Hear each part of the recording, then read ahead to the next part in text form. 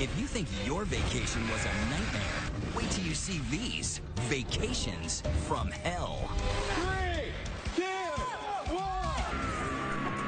First, we're checking in at the Caribbean, where you want the sun and blue sky over your head. But what you get is landing gear. Nice quiet day at the beach. And the tropical breezes are more like turbo turrets.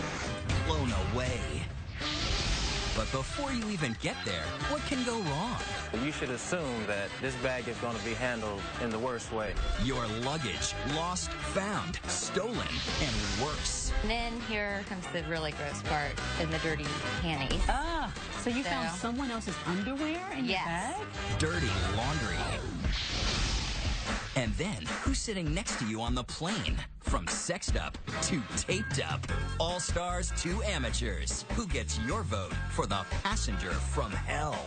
Some people just aren't good in normal life. And then they get in a plane. Buckle up. But can anything compare to landing in the wrong country? We're going to Spain. And he said, Spain? What are you talking about? We're in the West Indies. Tonight, vacations from hell. Summertime fun. For many of us, it's about getting on a plane and landing in paradise. But for others, it can be a one-way ticket to hell that can start at the airport as soon as you check your bags. I think I realized something was wrong when I saw the line forming, and then it really sank in when the security guards started coming in. Just a few weeks ago, Nora Lowe of San Diego was among thousands of British Airways passengers flying out of London's Heathrow Airport, only to find when she landed there was a computer glitch and her luggage was missing. It's horrible. For 4 days, British Airways didn't ship any luggage. They told me about 40,000 bags have been misplaced. Did she say 40,000 bags? Nora was flying from a 2-week business trip in Amsterdam to her brother's birthday celebration in Lake Tahoe. It completely ruined my vacation. I had about $4,000 worth of clothing in it. Not only did their customer service stop taking phone calls, hang up and try your call again. Their voicemail filled up and they weren't allowing you to leave a message. She says days go by with no answers, so Nora wages her own war against the airline. Her ammunition? Tweets. I just started tweeting. That's when I started to realize that there was other people that were tweeting the same, and we formed a little army and just kept retweeting. Did it work? We'll see. Last October, Megan McCord, an Atlanta jewelry designer, had a similar hellish experience when she says she packed about $6,000 worth of her precious jewels in the suitcase she checked. Were you nervous about the idea of checking your bag with jewelry in it? I just sort of thought, it'll be okay. Can't carry all this stuff because it's heavy. At the baggage carousel, anxiety. Waiting, and then this bag never showed. Megan was flabbergasted, but that doesn't surprise this guy. He's a professional baggage handler. What is one of the biggest misconceptions that we have about how our bags are handled? That we care. William Henry has worked as a so-called rampy for 13 years. In his book, The American-Made Baggage Handler, he unloads the dark side of his profession. You should assume that this bag is going to be handled in the worst way. Watch. This rampy likes the pushover technique. Now, I see a lot of these folks have been standing here for quite a while. What's going on back there? There ain't no rush. As they deliver the bags to the claim, these bags can fall out of the cart onto the ground. Turbulence on the tarmac, bags rolling down like tumbleweeds. Think life can be better in the front of the plane? Think again. In fact, that first-class priority tag might even make your suitcase more attractive to a sticky-fingered handler. How does a baggage handler look into a bag? Because I imagine there are cameras all around the airport. They find places that are not monitored. Like these guys caught in the act on hidden cameras in the belly of a plane at JFK Airport. This one goes through a wallet and scores cash. This one snags some new headphones. As long as they got that bag in an area that's undisclosed, unmonitored, unsupervised, they can do what they want with that bag. Megan knows that for sure. Her missing bag finally arrived her Atlanta home 23 days later with, she says, an unwelcome surprise. Let's put some gloves on. Why rubber gloves? Just wait and see. Did you recognize any of these things? Well, these are my jeans, and they're turned inside out. So somebody had worn these? Yeah. Then I find shoes 2 sizes too big. So this isn't even your shoe? No. And then here comes the really gross part, in the dirty panties. Ah, so you found someone else's underwear in your bag? Pre-worn underwear. Okay. And then comes the jewelry bag. So I open it up, and I was just devastated. So they took all of your jewelry except for these pieces. So somebody literally took your bag and used it, got rid of your stuff, sort of swapped it out for their own? Yeah, it felt violating. In Los Angeles, a massive bust at L.A. International Airport. In one of the busiest airports in the U.S., Los Angeles police recently caught baggage handlers red-handed. Chief Patrick Gannon headed the sting operation. The pictures here that you see are the items that were recovered during the search warrants. And what did they steal out of those bags? Cell phones, iPads, expensive jewelry, Cartier sunglasses, and $1,000 cameras. I do think that the temptation is great, but when you take into consideration 460 theft reports, and last year it was 67 million passengers, that's really not a lot of thefts. So how bad is it? Here are some hard numbers. According to the U.S. Department of Transportation, more than 99% of checked luggage actually arrives unscathed. But last May alone, there were almost 170,000 reports of mishandled bags in the U.S. That includes damage, delay, loss, and theft. So what's a weary traveler to do to help ensure your luggage arrives safely? First, buy a four-wheeler. When we load a plane, if it doesn't have the wheels, they'll throw it, kick it, toss it. And with 4 wheels, they can just roll the bag. Next, find a bag as strong as a tank. What is this made of? This is the same material that NFL uses for their shoulder pads and F1 uses for their racing cars. And as secure as Fort Knox. Luggage that does not have zippers immediately gives people who steal luggage less options. Oh, and believe it or not, experts say don't check in too early. Just 60 to 90 minutes before takeoff can help prevent your luggage from being tossed and lost. And if you're really paranoid about keeping track of your bag, technology to the rescue. For $90, you can get a tracking device like TrackDot. I packed it in my bag on a recent trip to L.A. And just after landing, ta-da, I got an alert on my phone. My suitcase was in L.A. too. Ah, the joys of reuniting with your bag. Now back to our unlucky traveler, Nora, and her Twitter war with British Airways. It's been nearly 2 months and still no luggage. I've tweeted about this and gotten people to pay attention. And guess who spots Nora's tweets? We did. That seems to have done the trick. About an hour later, I got a call from British Airways saying that they were going to help me with my claim. We reached out to British Airways, who declined to talk on camera, but did tell us this. We're very sorry that Ms. Lowe's luggage was misplaced during a time of disruption at Heathrow. But on the rare occasion we're unable to find a bag, we will make sure a customer is compensated. Well, Nora still doesn't have her bag. But just recently, she finally got a check from British Airways. $1,750 plus a $500 bonus as a goodwill gesture. About half of what she says her bag is worth. Travel nightmare, lesson learned the hard way. I'm never gonna check a bag ever again. Next. Okay, you're finally on the plane. But are you traveling with the passengers from hell? Everyone from crying babies to family feuds, flying the unfriendly skies when Vacations from Hell returns. Once again, Vacations from Hell. We're talking about a volatile mixture of crowds, delays, security, fear of flying, screaming babies, and a bucket load of liquor. And anything can happen. Check out this guy back in June, shouting at his family on a JetBlue flight, attacking flight attendants. Listen to his daughter pleading. She must be so proud. He was handcuffed to a seat. It's nerve-wracking because it seems to be happening more and more. What about this? A pair of tipsy mums taking a security check too seriously. And then there's this. A sweet senior falling in with the wrong crowd en route to Cabo. Women can pull off a... Funny man Hal Sparks has seen it all. That some people just aren't good in normal life. And then they get in a plane and they don't understand how it stays in the air. They're slightly claustrophobic, agoraphobic. They all come together on a plane.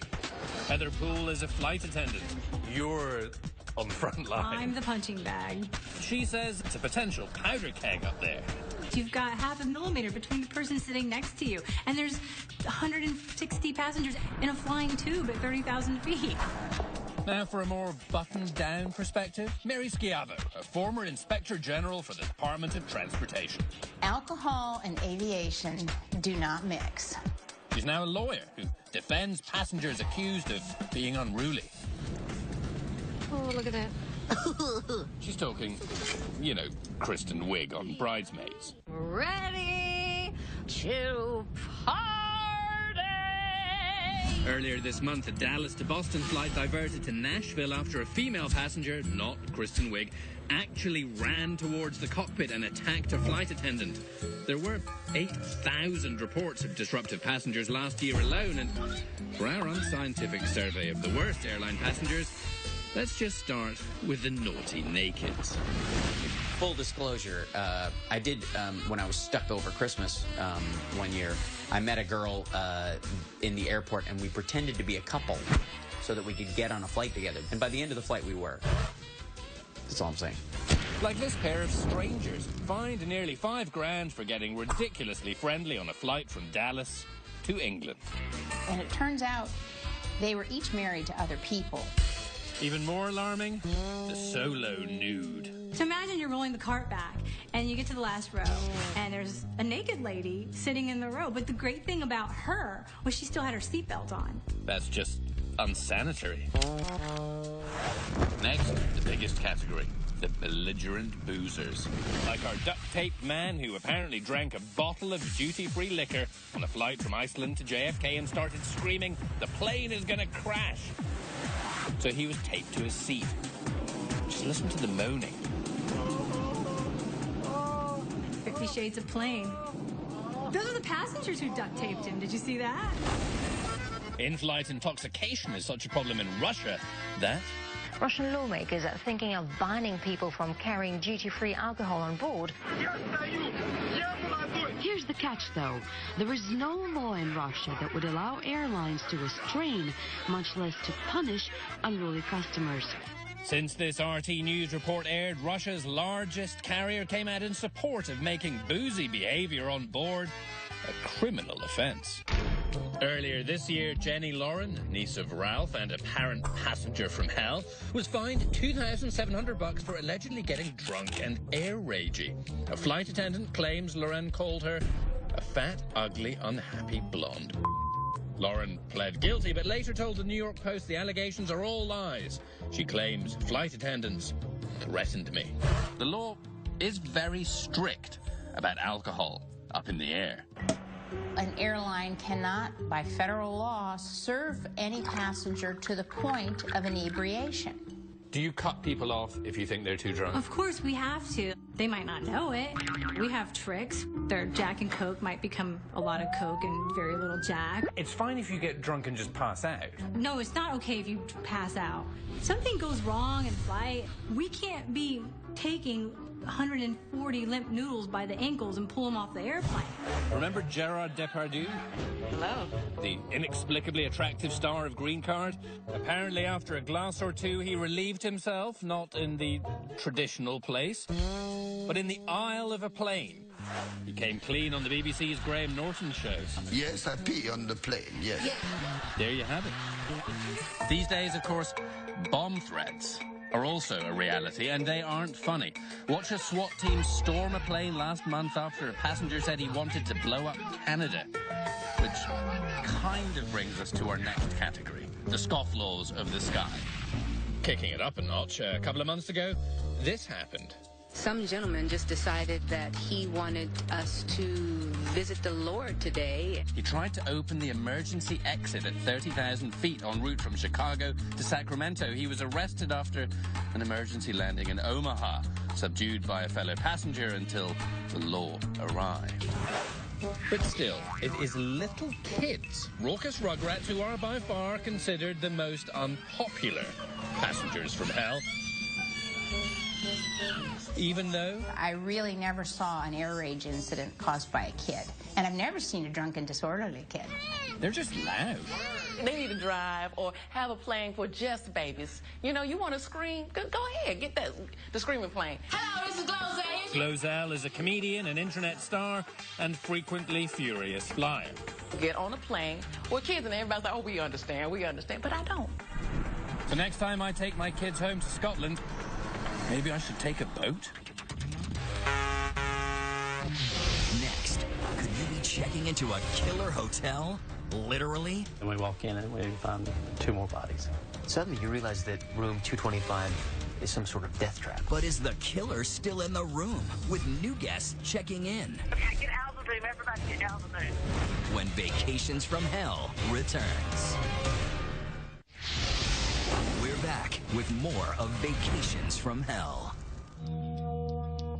3,000 feet up in the brisk Blue Ridge mountain air, the busy little town of Boone, North Carolina, as in Daniel Boone.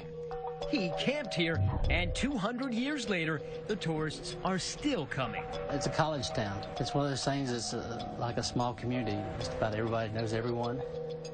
Where everybody's welcome at the Best Western Hotel. Cable TV, buffet breakfast, an indoor heated swimming pool, one of the few in town. And something they may not tell you at the front desk. A dark secret in room 225. The guests were dying. Tell me about the day that you decided to drive up to Boone. We were going to pick up our daughter from science camp that she was up there in. Jeannie Williams decided at the last minute to turn a day trip from the family farm in Rock Hill, South Carolina, into an overnight adventure for her homeschooled 11-year-old son, Jeffrey. They check into the Best Western in Boone on June 7, 2013. They were upgraded to room 225. Was there anything unusual about the room? No, there was nothing. But something comes over Jeannie. I started feeling bad. And just kind of a stomach ache kind of feel. I thought maybe something I had eaten. In the bathroom, it gets worse. 911 worse. But her phone is in the other room. And I'm thinking, I just got to get to my phone. And then that's the last thing I remember. And I fell, I guess. A clerk checks on room 225 and finds Jeannie and Jeffrey. They never left the room. Ma'am, that's got 2 bodies, and I need some help up here now. Okay, are they breathing? Are they awake? No, okay, they're not. Quick, hurry. Next thing I remember is waking up in the hospital room. I couldn't talk. I guess that was from being in a coma. He got me a notepad and a pencil or pen because I wanted to know where Jeffrey was. Jeannie scribbles a B for Bit, her husband's pet name for their son. And then he said Bit.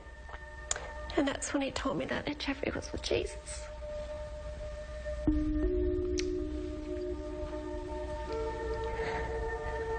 And then he just kept telling me, be strong. I need you. I need you.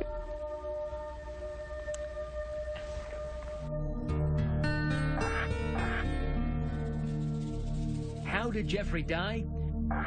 The first clue was in that 911 call from the Best Western. This happened to us last month, so please come help us. Hear that? Just happened to us last month? Then she says it again. For EMT Mike Edisman, first on the scene to rescue Jeannie Williams, the call to the Best Western and Route 225 was eerily familiar. And I think that sounds familiar. Turns out he had been on another call to that same room 7 weeks earlier. I looked at my partner and I said, if I'm not mistaken, that's the same room we had the last call in. What's your reaction? Then we walk in and we find 2 more bodies. Same room.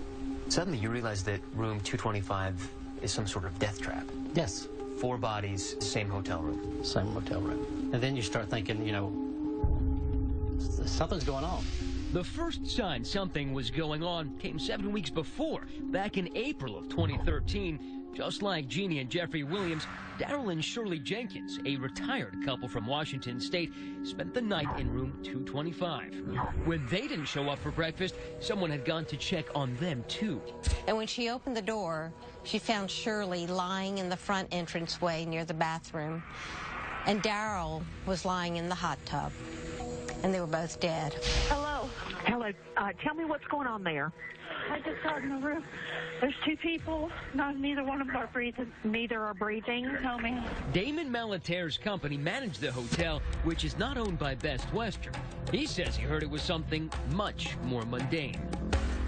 The subsequent conversations I had with the police department indicated to me that the medical examiner was telling them that he was pretty sure it was death by heart attack or natural cause. The medical examiner, Dr. Brent Hall, had not, in fact, determined Daryl and Shirley Jenkins died of simultaneous fatal heart attacks in room 225 that April. He hadn't determined any cause of death. He had mailed off blood samples to the state lab in Raleigh, hoping they could help. Hard to imagine anything more urgent than finding and stopping the killer of that elderly couple. But for some reason, Dr. Hall did not ask the lab to put a rush on those samples. And they sit there. They sit there for 40 days until the first test is done. Eventually, like the morning fog that settles on this mountain town, the mystery just drifted away. Unsolved, it was as if the entire town of Boone simply shrugged. There was no sense of urgency to figure out what happened. It was a mystery that lingered, but I don't think it was in the forefront of people's minds. 6 weeks after the Jenkins died, the hotel reopened room 225. A week after that, Jeannie Williams and her son, Jeffrey, checked in. The killer in room 225 was back. Okay, get out of the room. Everybody get out of the room. Get out of the room. Okay, ma'am. We're out. Okay. Oh, ma'am, this is awful. Please.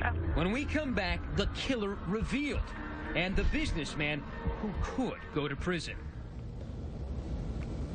I need to go. Please. Okay. Vacations from Hell continues. Room 225 at the Best Western in the tourist town of Boone, North Carolina. One room in just 2 months, 3 deaths. Elderly male, elderly female. Neither one is breathing, has CPR in progress. First, it was Daryl and Shirley Jenkins, found dead in room 225. Is anyone there willing to attempt CPR, or do you think doing it right now? They are doing CPR right now? Doing it since we found them. Okay. Four people working on them, and there's no response. That was April 16th. 3 days later, the Solinsky family throws a birthday pool party and sleepover at the hotel for their daughter Levi and 8 friends. They check into room 325. No one tells them about the Jenkins tragedy in the room just below. And soon enough, they have a disaster of their own. All girls were very sick, puking in bathtubs, sinks, toilets. While I'm calling their parents, they were falling off like flies. It was pretty scary. Solinsky says she complained to the front desk. I told him again in the morning, there's an environmental hazard in this room. You need to get somebody in here. But Damon Malater, whose company managed the hotel, swears the clerk never told him. So you were not informed by your employees that people had gotten sick in the room right above 225? I wasn't. And then, even though the medical examiner had not yet determined what killed the Jenkins, 6 weeks later, Malater reopened room 225. We never would have reopened that room if we had any thoughts whatsoever that there was something wrong or that would hurt somebody. The death trap was ready for its next victims. Something in room 225 killed 11-year-old Jeffrey Williams and nearly took the life of his mother, Jeannie. But this time, an alert 911 operator realizes the deadly danger is right there in room 225. Okay, I'm going to need you to just go ahead and get out of that room.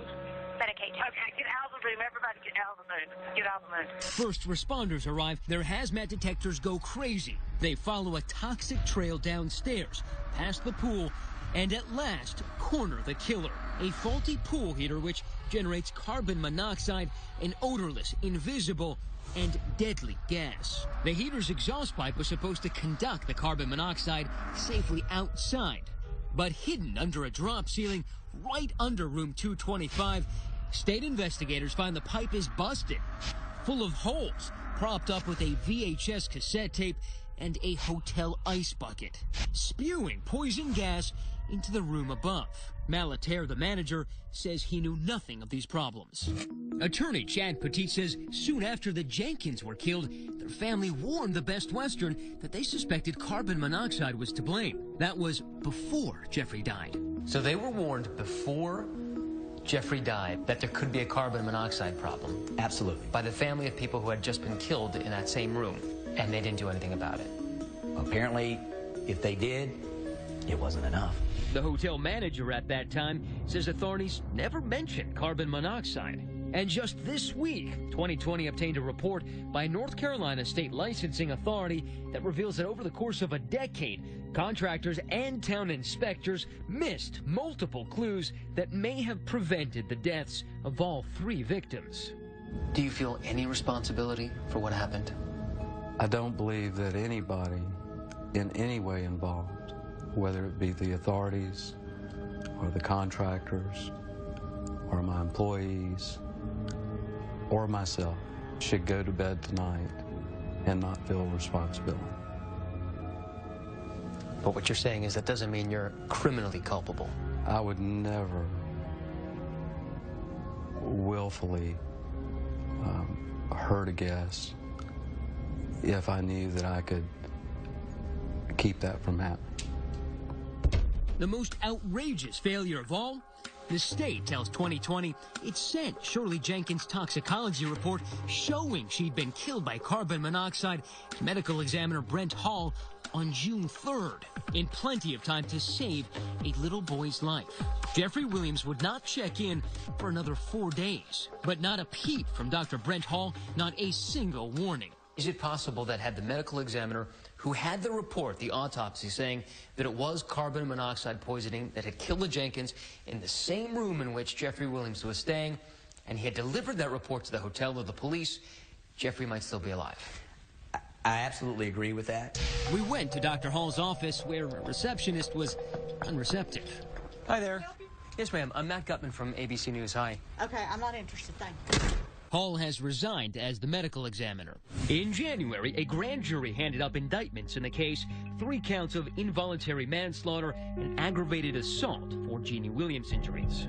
The DA's office decided to submit to the grand jury one name, and that name being Barry Damon Malater. How often do you think about this? Every day. That boy, that elderly couple. Every day.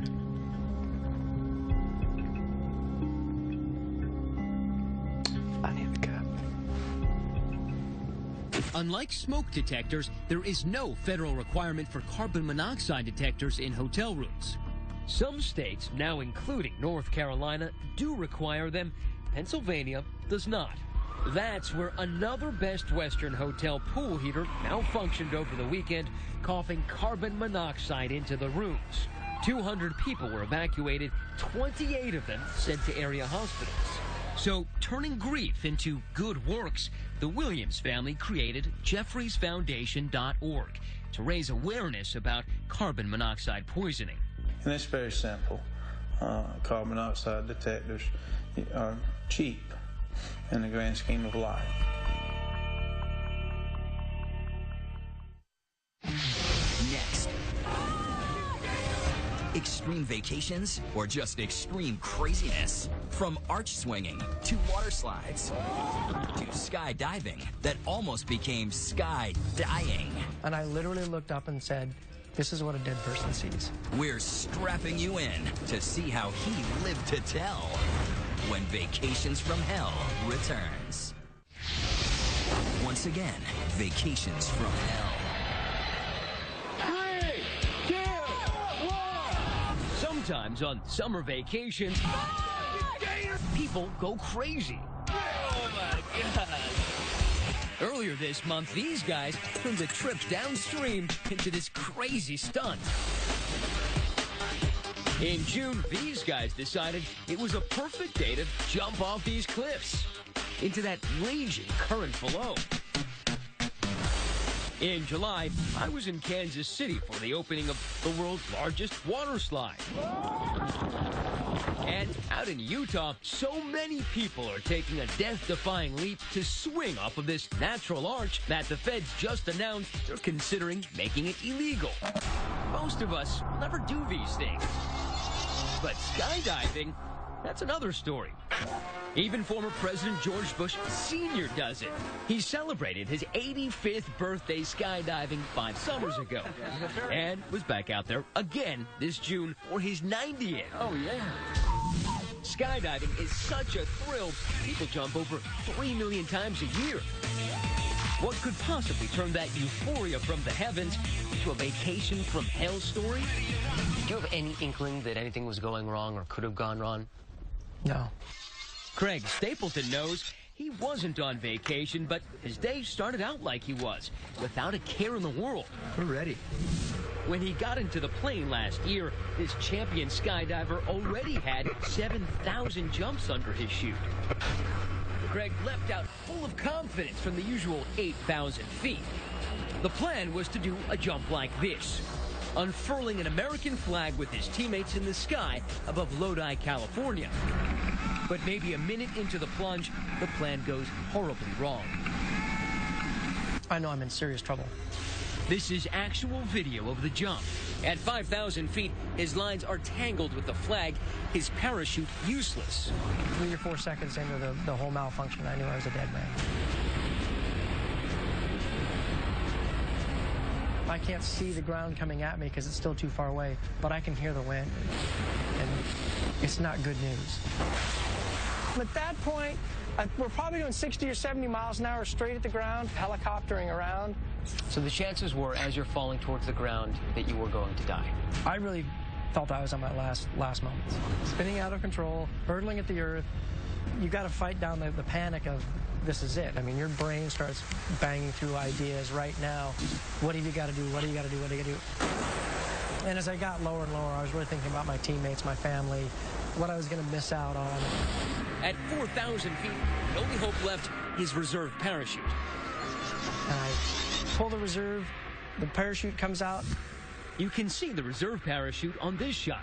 It's that white speck. But it doesn't work. It gets sucked right into the tangled lines of the orange chute. And I literally looked up and said, this is what a dead person sees. This is what a dead man sees. This is what a dead man sees. Only 1,000 feet below is a vineyard. Not only are the grapevines jagged and as hard as tree branches, there are also giant telephone poles with cables and wires surrounding the field. Landing on the wrong spot could leave him dismembered or even impaled. That's Craig right there, in the final seconds, curling up as expert skydivers are trained to do. With the end so near, interestingly, he says at this point, he's feeling at peace. It was quiet, and then just whoom. His partners land within seconds and sprint towards him, not knowing what to expect. You know, I thought I was watching my friend about to die. Don't move, Craig! Don't move! This is the best stuff you could land on right there. Call it luck. Call it divine intervention. I missed the wires. I missed the stakes. I hit the soft dirt that they plowed. I mean, we're talking about 4 feet. Yeah. He's alive! Call for help! Within 10 minutes, he's on his way to the ER. No pun intended, but the sky's the limit in terms of injuries. Anything could have happened to him. But incredibly, beyond his obvious bruises, MRIs and X-rays show no serious internal injuries. Not a single broken bone. No broken bones. Not a sprained ankle. Sprained wrist. Nope. Miracles can happen. We don't know where Craig plans to take his next vacation, but if there's a chance to skydive, he'll be there, fearless as ever. So is it testing fate to go back out there? I don't think so. I think... You got a freebie. You should have been dead, and you survived. Then I should just... every day's a bonus day. Go spend it right. Next, sand, surf, and sonic booms? Photo fake-outs that can make your vacation paradise seem closer to purgatory, like a landing strip right next door. It's so loud when those planes come through. when Vacations from Hell returns. Vacations from Hell continues. When it comes to vacations, you never know quite what you're going to get until you get there. The bed bug on the bed. No, it's not. Stain on the sheets. I have very loud neighbors. So I was tasked with a simple mission to see just how accurate those hotel marketing photos really are. As I boarded the plane to the Caribbean, I was still a bit hesitant to trade the gray skies of New York City for the turquoise shores of St. Martin. St. Martin is known for its white sandy beaches, sparkling seas, fine hotels, and those blaring 747s. Princess Juliana International is not just an airport, it's a tourist trap. Every few minutes on the beach, at the hotel, at the bar, planes take off or land all day long. On average, 60 planes land here every day. And even though we'd seen the videos on YouTube, nothing could have prepared us for the plane departures. Tourists from far and wide throw caution to the wind. They curl their fingers around the chain link fence and hold on for dear life. I had no idea it was going to be that strong. Tagging along with us, travel expert extraordinaire Jane Reynolds from Oyster.com, a travel review site owned by TripAdvisor. Their site is where the so-called photo fake-out is exposed. Our first stop, the Royal Palm Beach Resort. Their site boasts an inviting pool, a welcoming lobby. Both are, of course, empty in the online pictures. But when we visited, not exactly what we saw online. I think everyone on our plane is here. Our check-in, a 45-minute ordeal. Next, we head over to the storied French side. Taking in an amazing view. What do you think so far? So far, this hotel really bills itself accurately. It's on a beautiful piece of land looking over the water. This hotel came the closest to being as advertised, but we did learn another valuable lesson. Just take a look at this online picture of the hotel pool. The photo is cropped, but in reality, there wasn't much pool to crop out. The pool here is really more akin to a bathtub. They told us they're in the process of upgrading their photos. But a small pool paled in comparison to what we experienced at our next stop, Mary's Boom. One of the selling points in the description is that it's tucked away and conveniently near to the action. But maybe a little too close. The site says that it's just south of the airport. And while we all enjoy the convenience of an airport hotel, come on. It's so loud when those planes come through. And just people who are looking to get away, it's not what you're signing up for. It's not the relaxing, hidden gem, tranquil experience that you're expecting. While some were accurate portrayals and some were not, after all those hotel check-ins, I was more than ready to check out. At least with the airport so close, I didn't have trouble making my flight. But for one Maryland-based man, his trip wasn't about the photos. The airport is where all his problems began. Granada, Spain, a gorgeous city tucked away in the shadow of the Alhambra Castle, the birthplace of flamenco dancing. For Dr. Edward Gamson and his partner, it was a dream vacation. Had a conference in Lisbon, Portugal, and I saw that as my opportunity to finally get to Spain. But there was one major issue: spelling. Granada is spelled similarly to a small island nearly 4,000 miles away. Within 20 minutes of departing, when we look at this little monitor in front of us and the plane's heading west, so I go up to the flight attendant and said, "Why west? Why not south? We're going to Spain." And he said, "Spain? What are you talking about? We're going to Grenada. We're in the West Indies." And my heart just dropped. To turn this hellish trip around, Dr. Gamson and his partner flew from Washington, D.C. to London, from London to St. Lucia, then to Grenada, back to St. Lucia, then Miami, across the Atlantic to London, and finally Lisbon. 3 days, 7 flights. And now, no time for the Alhambra Castle. Does any of the burden fall on you that you ended up in the wrong place? I don't feel that way because when I booked it with British Air, not only was I specific on city and country, but I even gave airport codes. British Airways tells us they've offered Dr. Gamson and his partner extensive assistance, including new flights to Granada, Spain, flights to an alternate destination, and frequent flyer points. He disputes those offers were made and sued for $34,000. It sounds like a lot, but it's a composition of the prepaid expenses, the cost of the flights, and this is a first-class flight, and the fact that the two of us obviously did not have a vacation. What was our time if we were working? Just last week, the court decided his claim had no merit. Was this your worst vacation ever? Yeah.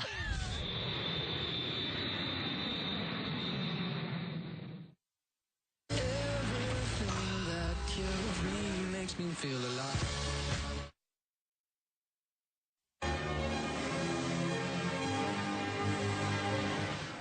The results are in, and it will be Republican incumbent Rick